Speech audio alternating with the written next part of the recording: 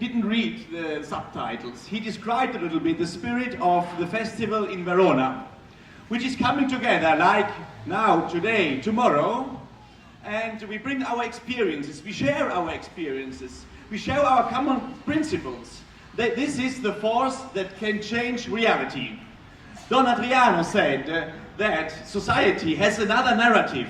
Society says to us that we cannot do it. Society says to us that things are going in a certain direction. Society says to us that it's not worth it, that we fight for the rights, for the poor, for the environment, for social justice, or that we realize them simply ourselves.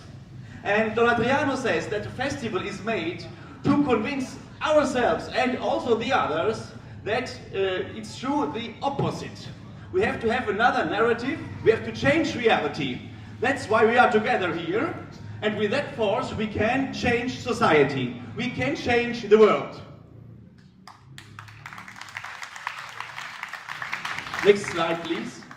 So it's a very honor for me to speak to you this evening and to tell you just 2 or 3 themes of the social doctrine, themes that we treat in Europe, which I bring now to you here in the Philippines, and what I hear and see in these days, I will bring back to Europe.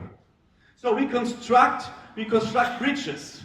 We stay together, we live our Catholic faith, we live our Catholic reality and our Catholic staying with the others and in society. I will begin with one word. I heard it today sometimes: social justice. What is social justice? Social justice is a concept that we hear so much from politicians, from businessmen, social justice from people who think that they know how society has to be made, how people should function. But what is social justice? It is very interesting to see that the first time that one thought the theme social justice and invented this term, it was an Italian priest, Antonio Rosmini. You see him here. He lived in the 19th century and he used for the first time the term social justice. So we should ask him what he understands with this concept. And he said social justice is the characteristics of a society in which every man and woman, everyone can realize himself or herself. A society is just, not only man can be just, even society can be just, but when society is just? Society is just when she gives to everyone the possibilities to realize, to flourish, to go ahead, to change the world. This theme of the Catholic social doctrine. And therefore we have also to change society, because society is not always just to everyone, gives not always to every people the same possibilities. And this is why the Catholic social teaching does exist. And I associated with that term another one. It is subsidiarity. Subsidiarity is used often too from politicians, from jurists, from everyone, because it is understood as principle of federalism, of a political structure. But here it is also interesting that the first time that we have this concept was in a Catholic document. It was an encyclical, the social encyclical Quadragesimo Anno from 1931, and the Pope was Pius XI. And so it is very interesting that 2 very important principles of society, social justice and subsidiarity, come out from the Catholic thinking. Catholic faith changes the world. And that's why we are here, and that's why we should go ahead. And that's why you are great. Next slide, please.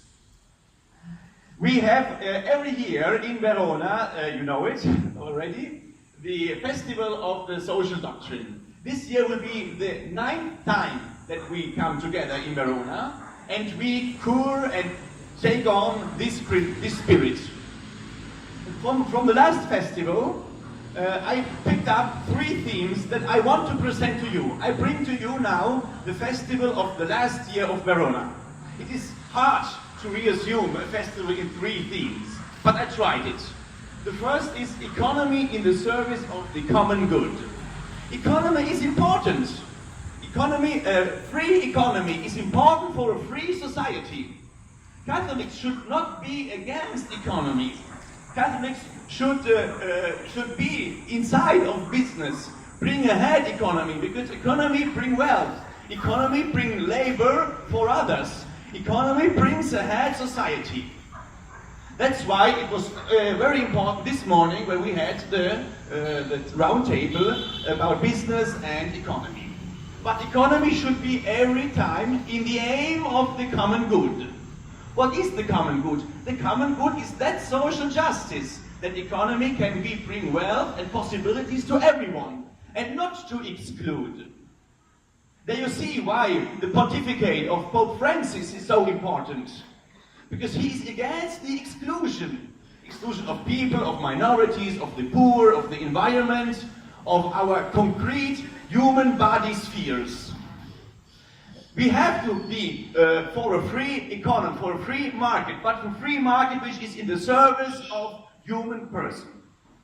Second principle, Christian faith means risking for freedom. Christian faith means that we should risk. The title of the last festival in Verona was the risk of liberty, the risk of freedom. Christians can risk. This is not a little bit a risk which does not know where to go. This is a risk that comes out from the force of Christian faith, from the force because Christians have healthy principles for society. So we should risk. We should go ahead. We should assume our responsibilities. This is the positive sense of risk. Third point, we need to fix Christians in business and politics. In business, I said it already, but also in politics. Christians should not say, oh, if I go into business, if I go into politics, if I go into associations, if I go ahead in society, I do something which is not compatible with Christian faith, which is something where I have to affront sin, structures of sin, or where I risk also to do wrong actions. No. Social doctrine of church means that Christians should go into politics, into society, into business, and change actively society. That's why social doctrine of church is so important. Because social doctrine of church says that it is important to have the bishops and the priests, of course, but all the lay people, every Christian one, should be an active part of society. Next slide, please. But, until now, it could also seem that I did a discourse on human individuality. Go ahead, realize yourself, fight for the others. Social doctrine says another thing. And this is so interesting because it is a theme that Pope Francis pointed out when he came here to Manila 4 years ago. 4 years ago he came to Manila. Of course, he spoke about poverty, about environment, about the themes we treated on today. But he had another theme, and it was very impressive to me that he treated this theme when he came to Manila. He says the family. Christians do not think about individuals as they fight together, or they are also solidaric with the others. It's important to be solidaric with the others. But the Christian solidarity realizes itself and forms society also through another very important principle. And this is the family. If you think other ideologies or other great human thoughts like liberalism, communism, capitalism, and so on, no one of these has the principle of family, that society comes out from family. In family, we are bound together. We have a bond which teaches us that we are not individuals, that we are together with others. This means our natural family. I have a brother and a father and a mother and a sister, but also that we are a family, and that in the end, the world should be a family. There comes out the Christian principle of brotherhood. And Pope Francis says here, our world needs good and strong families to overcome the threats. Against the threat, our world is living in a threat, in a huge threat. To come out, we should strengthen the idea of family. The Philippines need holy and loving families to protect the beauty and truth of the family in God's plan, and to be a support and example for other families. Every threat to the family is a threat to society itself. The future passes through the family, so protect your families. So you see, the Catholic social thought thinks always about the bond, how we are bond together with the others. Family is therefore the nucleus. It's in a certain way, the society in a little form. And there comes out the force for the rest of society. These were only a few principles on which we treat on when we meet together in Europe and talk about Christian social doctrine. But now, in the last slide, next slide please. In the last slide, I show you 4 themes that I picked up today. I followed your speeches, your discussions. It was very impressive. It was very good to see you discussing and thinking together and searching together for solutions. And here are 4 points that I will bring to Verona.